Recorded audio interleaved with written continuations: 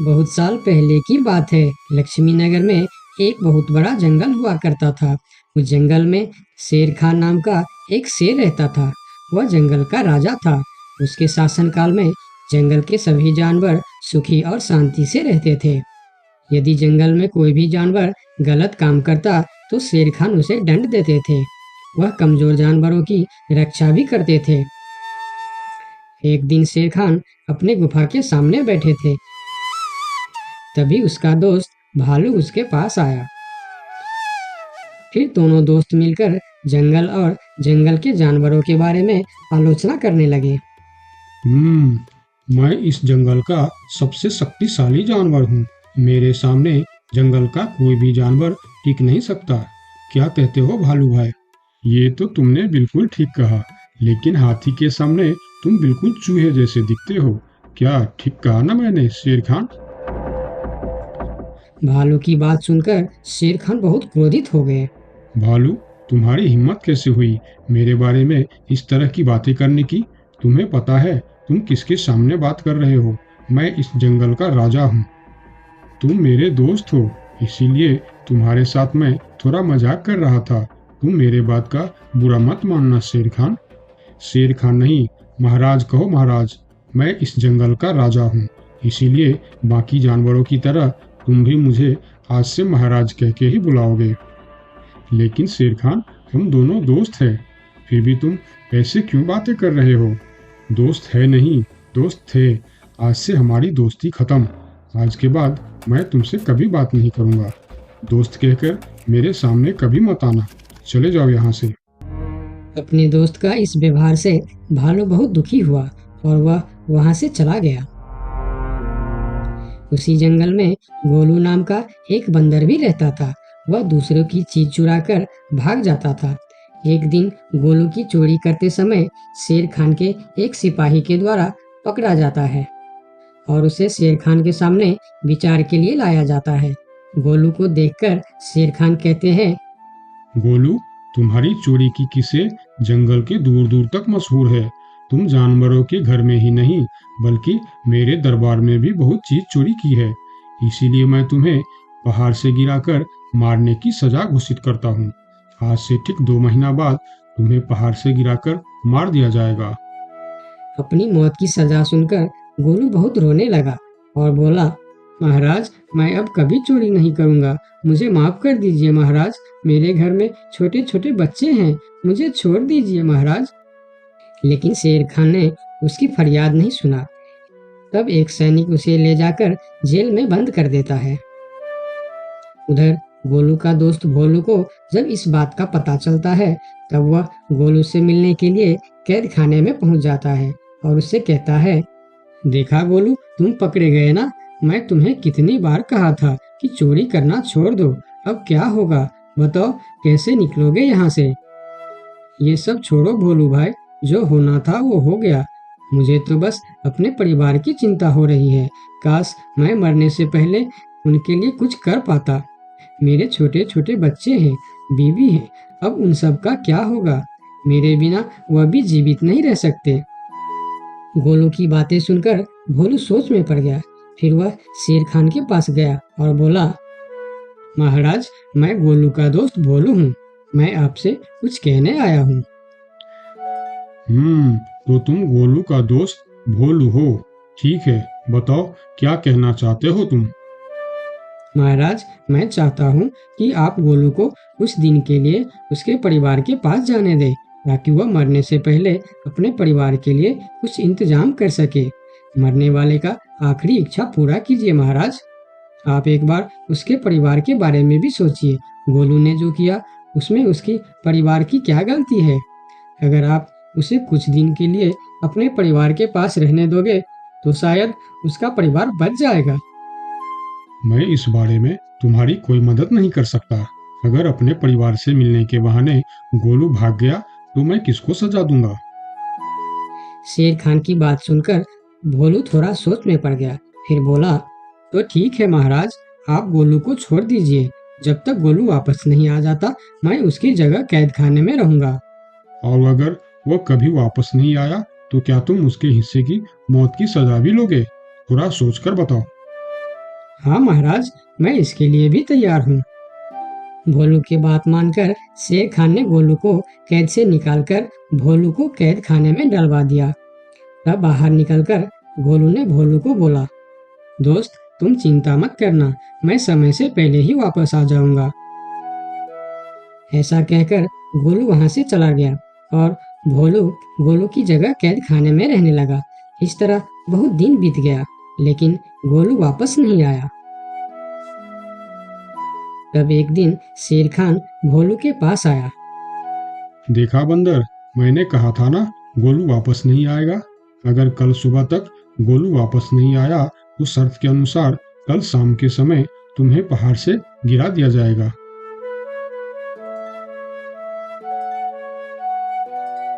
अगले दिन भी जब गोलू वापस नहीं आया, तब शेर खान और उनके सैनिक भोलू को लेकर पहाड़ के किनारे पर गए। फिर भोलू को खाई के किनारे खड़ा करके शेर खान ने कहा, देखा ना मूर्ख बंदर, तुम्हारे दोस्त तुमको धोखा देकर चला गया। अब तुम मरने के लिए तैयार हो जाओ। लेकिन इस बार भी गोलू नहीं डरा और बोला, कोई बात नहीं महाराज, मैं अपने दोस्त के लिए मरने के लिए भी तैयार हूँ। मैं यह जानकर बहुत खुश हूँ कि मेरा दोस्त अपने परिवार के साथ खुश है। मेरे आगे पीछे और कोई नहीं है, मैं तैयार हूँ महाराज। शेर खान और भोलू के बीच बातचीत चल ही रही थी कि तभी थोड़ी दूर पर गोलू उनके और आता हुआ दिखाई दिया। फिर पास आकर उसने बोला, तुम्हें ऐसा करने की कोई जरूरत नहीं है दोस्त। तुमने मेरे लिए जो किया उसके लिए तुम्हारा बहुत बहुत शुक्रिया। अब मैं अपनी सजा पूरी करने के लिए तैयार हूँ। महाराज छोड़ दीजिए मेरे दोस्त को। गोलू, तुम्हें वापस आने की क्या जरूरत थी? मैं यह सजा ले लेता था। तुम्हारे घर में छोटे छोटे बच्चे हैं, बीवी है, उनका क्या होगा? मेरे परिवार में मेरे अलावा और कोई नहीं है। इसीलिए यदि मैं मर भी जाऊं तो मेरे लिए किसी को कोई दुख नहीं होगी। तुम यहाँ से चले जाओ। नहीं दोस्त, गलती मैंने की है, इसीलिए सजा भी मुझे ही मिलनी चाहिए। उन दोनों की दोस्ती को देखकर शेर खान सोचने लगे, ये दोनों अपने दोस्ती के खातिर एक दूसरे के लिए जान देने के लिए तैयार है, और मैं एक छोटी सी बात के लिए अपने सबसे अच्छे मित्र भालू से दोस्ती तोड़ दी। यह मैंने बहुत बड़ा गलती कर दी। मुझे इसका प्रायश्चित करना ही होगा। किसी को मरने की कोई जरूरत नहीं है। तुम दोनों की दोस्ती देखकर मैं गोलू की सजा माफ करता हूँ। और याद रखना गोलू, अगर तुमने फिर से चोरी की तो अगली बार मैं तुम्हारी सजा माफ नहीं कर पाऊंगा। नहीं नहीं महाराज, आज के बाद मैं फिर कभी ऐसा गलती नहीं करूंगा। आज से मैं ईमानदारी से मेहनत करके अपना परिवार चलाऊंगा। आपका बहुत बहुत धन्यवाद महाराज। ठीक है, अब तुम लोग यहाँ से जा सकते हो। उनके जाने के बाद शेर खान सीधा अपने दोस्त भालू के पास गया। भालू मेरा दोस्त, मैं यहाँ तुमसे माफी मांगने के लिए आया हूँ। मैंने जो उस दिन तुम्हारे साथ व्यवहार किया वह बहुत गलत था। मैं बहुत शर्मिंदा हूँ। मुझे माफ कर दो मेरे दोस्त। लेकिन महाराज, आपने तो कहा था। महाराज नहीं, शेर खान बोलो, शेर खान। आज से तुम मुझे महाराज नहीं, शेर खान ही बुलाओगे, क्योंकि दोस्त एक दूसरे के नाम लेकर ही बुलाते हैं। आज से तुम मेरे सबसे अच्छे दोस्त हो। गोलू और भोलू की दोस्ती देखकर शेर खान को अपनी गलती का एहसास हुआ और उसने भालू से माफी मांगी और दोनों फिर से दोस्त बन गए। तो दोस्तों, इस कहानी से हमें यह सीख मिलता है कि कभी-कभी दूसरे के अच्छाइयों को देखकर भी हम अच्छा बन जाते हैं। इसीलिए हमें हमेशा अच्छे लोगों के साथ ही दोस्ती रखनी चाहिए और अच्छे अच्छे काम भी करनी चाहिए। आपका बहुत बहुत धन्यवाद। एक समय की बात है, लक्ष्मी नगर में एक बड़ा जंगल था। उस जंगल में सोनू नाम का एक हिरन रहता था, जिसे जंगल में रहते हुए काफी साल हो गया था। सोनू का इस दुनिया में कोई नहीं था। कुछ महीने पहले ही उसका माँ बाबा गुजर गए थे।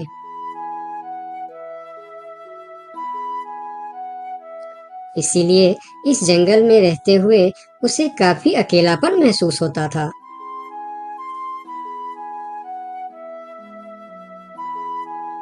कितना बड़ा जंगल है हमारा, लेकिन फिर भी एक अजीब सा अकेलापन महसूस होता है। काश मेरा भी कोई दोस्त होता तो कितना अच्छा होता। तभी वहां से एक तेंदुआ और सियार गुजर रहे थे। सोनू को अकेला देखकर दोनों उसके पास आए और बोलता है, अकेले अकेले क्या कर रहे हो? हमसे दोस्ती कर लो, हम है ना तुम्हारे साथ रहने के लिए। क्या मैं तुम दोनों से दोस्ती कर लूं? तुम लोगों को काम है दूसरे को बेवकूफ बनाना और उनका खाना चुराना और परेशान करना। तुम दोनों से दोस्ती करके मैं गलत चीजों के अलावा और कुछ नहीं सीखने वाला। इससे अच्छा तो मैं अकेले ही ठीक हूँ। अब तुम दोनों यहाँ से जा सकते हो। अभी तो तुम हमारी दोस्ती को ठुकरा रहे हो, लेकिन वक्त आने पर तुमको हमारी दोस्ती की अहमियत पता चलेगी, देख लेना। ये कहकर वह दोनों वहां से चले जाते हैं। उन दोनों के चले जाने के बाद हिरन कुछ देर बाहर बैठा रहा। फिर धीरे धीरे शाम हो गई। तब हिरन भी घर के अंदर चला गया। अगले दिन सुबह जब हिरन अपने घर के बाहर बैठा था, तब हिरन ने देखा कि एक छोटा सा हाथी जो उसकी उम्र का था, वह धीरे धीरे उसके पास आ रहा है और उनके पास आके कहा, कैसे हो प्यारे हिरन? मेरा नाम गोलू है। मैं आज ही इस जंगल में आया हूँ। तुम्हारा नाम क्या है? क्या तुम इस जंगल में रहते हो? मेरा नाम है सोनू और इसी जंगल में मैं जन्म से ही रह रहा हूँ। तुम कहाँ से आए हो? तुम्हारे साथ और कौन कौन है? मैं पास की जंगल से आज ही आया हूँ। मेरा इस दुनिया में कोई नहीं है। क्या तुम यहाँ अकेले रहते हो? हाँ, मैं अकेला ही रहता हूँ। मेरा भी इस दुनिया में कोई नहीं है दोस्त। सोनू, क्या यहाँ कोई ऐसी जगह है जहाँ मैं अपना घर बनाकर रह सकूं? हाँ दोस्त, इस जंगल में ऐसे बहुत से जगह हैं जहाँ तुम घर बनाकर रह सकते हो। आओ मेरे साथ। फिर हिरन और हाथी जंगल के और भी अंदर चले गए, जहाँ हरियाली भी थी और जगह भी बहुत सुंदर थी। यहाँ तो मैं अपना पसंद का घर आराम से बना सकता हूँ। हाँ मेरे दोस्त, और इस काम में मैं तुम्हारी मदद करूँगा। नहीं प्यारे दोस्त, मैं अपना घर खुद बना लूँगा। मैं तुम्हारा फायदा नहीं उठाना चाहता। तुम मेरी बहुत मदद की है।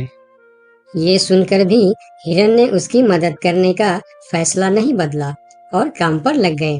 जंगल से अच्छी लकड़ियाँ और पेड़ इकट्ठा करके दोनों ने मिलकर 2 दिन के अंदर ही एक झोपड़ी जैसा घर बना डाले। तुम्हारा बहुत बहुत शुक्रिया दोस्त।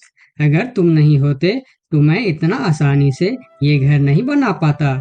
शुक्रिया की कोई जरूरत नहीं है। तुम मेरे प्यारे दोस्त हो। ये तो मुझे करना ही था। उस दिन से दोनों की दोस्ती और भी गहरी हो गई। इधर शाम होने वाली थी। हिरन अपने दोस्त से विदा लेकर अपने घर की ओर चलना शुरू किया। हिरन रोज हाथी के घर आता और दोनों सारा दिन साथ ही रहते थे। एक साथ खाते थे और मजे भी करते थे। एक दिन सोनू हिरन हाथी के घर नहीं आया तो उसे हिरन के लिए चिंता होने लगा। वह फिर चलकर हिरन के घर जा पहुंचा। अरे क्या हुआ दोस्त, तुम आज मेरे घर क्यों नहीं आए? तुम्हें ना देखकर मैं बहुत परेशान हो गया, इसीलिए मैं इधर चला आया। दोस्त, मेरा तबीयत खराब है। पूरे शरीर में बहुत दर्द हो रहा है। मैं ठीक से खड़ा भी नहीं हो पा रहा हूँ। हाथी आगे आया और हिरन के शरीर को छू कर देखा कि हिरन को तो बहुत तेज बुखार चढ़ा है। दोस्त, तुम्हें तो बहुत तेज बुखार है, लेकिन ये सब अचानक कैसे हो गया? ये कहकर हाथी ने थोड़ा देर सोचा और बोला, मैं अभी आता हूँ। तुम बिल्कुल चिंता मत करना, तुम ठीक हो जाओगे। इतना कहकर हाथी वहां से चला गया और सोनू हिरन उसका इंतजार करने लगा। लेकिन कई घंटे गुजर जाने के बाद भी हाथी नहीं लौटा। हिरन निराश होकर बैठा रहा। थोड़ी देर बाद वही तेंदुआ और सियार उसके पास आ गए और कहने लगे, सोनू हिरन, तुम्हारी तबीयत का पता चला तो हमें बहुत दुख हुआ। ये देखो, हम तुम्हारे लिए खाना भी लेकर आए हैं। उन्होंने कुछ फल हिरन के सामने रख दिए और फिर उसको खाने के लिए कहते हैं। तुम लोगों का बहुत बहुत शुक्रिया, मुझे बहुत भूख लगी थी। अरे हिरन भाई, इस समय तुम्हारा तबीयत खराब है और वह तुम्हारा दोस्त कहाँ है जो हमेशा तुमसे चिपका रहता है? पता नहीं कहाँ गया है। सुबह एक बार आया था, उसके बाद अभी तक लौटा नहीं। हाँ, उसने सोचा होगा कि तुम्हारी बीमारी में सेवा करनी पड़ेगी, इससे अच्छा तो हम भाग ही जाते हैं, इसलिए वह गायब हो गया। अच्छा दोस्त ही निभाया उसने। नहीं नहीं, ऐसा नहीं हो सकता, वह मेरा बहुत अच्छा दोस्त है। ऐसा ही हुआ है। हमने कहा था ना कि वक्त आने पर हमारी दोस्ती की अहमियत समझेगी। यही वह समय है। उनकी बात सुनकर सोनू हिरन को बहुत दुख हुआ। फिर वह वहां से चला गया। धीरे धीरे शाम हो गई, लेकिन हाथी का कोई अता पता नहीं था। हिरन के तबीयत में भी कोई सुधार नहीं हुआ। अगले सुबह फिर से वह दोनों हिरन के घर पर आए। आज भी दोनों ने हिरन के लिए कुछ फल लेकर आए थे। हिरन बहुत खुश होकर खाने लगा। उसे अपने आप पर शर्म आ रहा था कि जिन जानवरों को वह बुरा भला कह रहा था, आज मुसीबत में वही उसके काम आ रहे हैं। वह हर बार उनका शुक्रिया कर रहा था और माफी भी मांग रहा था। फिर थोड़ी देर बात करके दोनों वहां से चले गए। कब तक हम इनकी नौकरी करते रहेंगे? अब अपने योजना को अंजाम देने का समय आ गया है, नहीं तो बहुत देर हो जाएगा। हाँ, तुमने बिल्कुल ठीक कहा। अब हमें और समय नष्ट नहीं करना चाहिए। आज ही हमें कुछ निर्णय लेना ही पड़ेगा। चलो चलते हैं शेर सिंह के पास। शाम के समय जब हिरन अकेला था, तब हाथी वहां पर पहुंचता। उसको देखते ही सोनू हिरन को बहुत गुस्सा आ गया। क्या देखने आए हो यहाँ? यही कि मैं जिंदा हूँ या मर गया? ऐसा क्यों बोल रहे हो दोस्त? मेरा पूरा बात तो सुनो। मुझे दोस्त कहकर मत बुलाओ। दोस्त वो होता है जो अच्छे और बुरे वक्त में साथ निभाए। तुम तो मेरे तबीयत खराब होते ही मुझे छोड़कर भाग गए थे। मुझे खाना भी वह लोग लाकर दे रहे थे जिससे मैं बात तक करना पसंद नहीं करता था। तुम्हें अभी तक कुछ भी पता नहीं है, इसीलिए गुस्सा कर रहे हो। मैं तुम्हारे साथ छोड़कर नहीं भागा था। मुझे पता चल चुका था कि तुम्हें डेंगू बुखार हो गया है और तुम्हारे पास सिर्फ 3 दिन थे। मैंने घर में इसके दवाई रखे थे, लेकिन जब मैं घर पहुंचा तो वहाँ दवा न जाने कहाँ गायब हो गया। मेरे पास समय कम था। तुमको बताने वापस आता तो और देर हो जाती, इसीलिए मैं पुराने जंगल गया था। वहाँ से तुम्हारे लिए 2 दिन का सफर करके यह जड़ी बूटी लाया हूँ। इसे खा लो दोस्त, वरना सुबह तक तुम्हारा बुखार नहीं उतरा तो मैं मेरे सबसे अच्छा दोस्त खो दूंगा। ये सुनकर सोनू हिरन के आंखों में आंसू निकल आए। उसने तुरंत वह जड़ी बूटी खा ली। मुझे माफ कर दो दोस्त, न जाने मैं कैसी तुम्हारी दोस्ती पर शक कर बैठा। यकीन मानो, तुमको वापस देखकर मुझे बहुत अच्छा लग रहा है। फिर दोनों ने बातें करने लगे। इतने में सोनू को अच्छा महसूस होने लगा। फिर वह उठकर खड़ा हो गया। अरे देखो दोस्त, मैं तो बिल्कुल ठीक हो गया। तुम्हारा बहुत बहुत धन्यवाद दोस्त।